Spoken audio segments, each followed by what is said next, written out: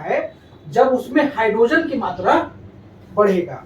एक acid strong कब होगा? जब उसमें हाइड्रोजन की मात्रा बढ़ेगा। और एक बेस कब मजबूत होगा? जब वो हाइड्रो ऑक्साइड की मात्रा बढ़ेगा।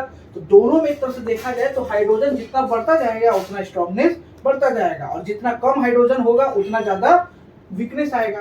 तो अब देखिए पावर ऑफ हाइड्रोजन में पीएच स्केल एक होता है जिससे हमें पता चल जाता है कौन सा एसिड कितना ज्यादा स्ट्रॉन्ग है, कौन सा एसिड कितना ज्यादा वीक है। तो एक स्केल लीजिए, अब इसके मिडिल में होता है 7, इधर होता है 6, इधर होता है मान लीजिए, इधर हो गया आपका 5, इधर 4, इधर 3, इधर 2 और इधर 1, ठीक है ना। और मिडिल में 7 होता है, इसके बाद 8, 9, 10, 11, फिर 12, फिर 13, इस तरह से बढ़ता चला जाएगा, ठीक है। पीएच स्केल जो होता है इसमें देखिए जो मिडिल वाला आप देख रहे हैं ये बताता है कि ऑब्जेक्ट कितना ज्यादा एसिडिक है। जो पीएच स्केल है, क्या है? पीएच स्केल है। और पीएच स्केल पे हमें ये बताया जाता है कि जब कोई भी नंबर बीच का जो 7 नंबर है ये बताएगा कि ना ही एसिडिक है वो और ना ही बेसिक है, यानी कि वो न्यूट्रल है। लेकिन अगर कोई भी चीज का अगर पीएच स्केल पे अगर 7 से कम का रेटिंग आता है, जैसे 4 आ रहा है, मान लीजिए हम एक सब्सटेंस लिए और पीएच स्केल पे उसका देख रहे हैं, टेस्ट कर रहे हैं, तो पीएच स्केल पे अगर उसके रैंकिंग 4 आ रही है, अगर 7 से नीचे की तरफ हम जाएंगे तो स्ट्रॉन्ग क्या होगा? स्ट्रॉन्ग एसिड होगा।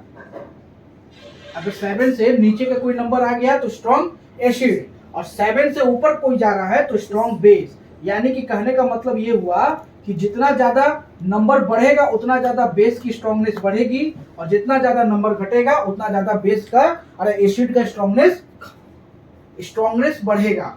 कहने का मतलब ये है कि पीएच स्केल पर जितना ज्यादा नंबर वैल्यू घटेगा ना 7 से नीचे आएंगे तो एसिड की मात्रा बढ़ेगी, यानी एसिड स्ट्रॉन्ग होगा, और 7 से ऊपर चले गए तो बेस स्ट्रॉन्ग होगा।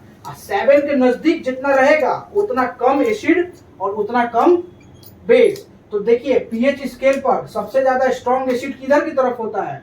7 से नीचे की तरफ जितना बढ़ेगा उतना ज्यादा स्ट्रॉन्गनेस, और 7 से ऊपर जितना बढ़ेगा उतना ज्यादा बेस का स्ट्रॉन्गनेस बढ़ेगा। लेकिन अगर 13 या 14 7 के नजदीक जितना ज्यादा रहेगा, मान लीजिए 8 है तो बेस है लेकिन थोड़ा वीक बेस है, लेकिन जितना बढ़ता जाएगा उतना बेस का स्ट्रॉन्गनेस बढ़ता चला जाएगा।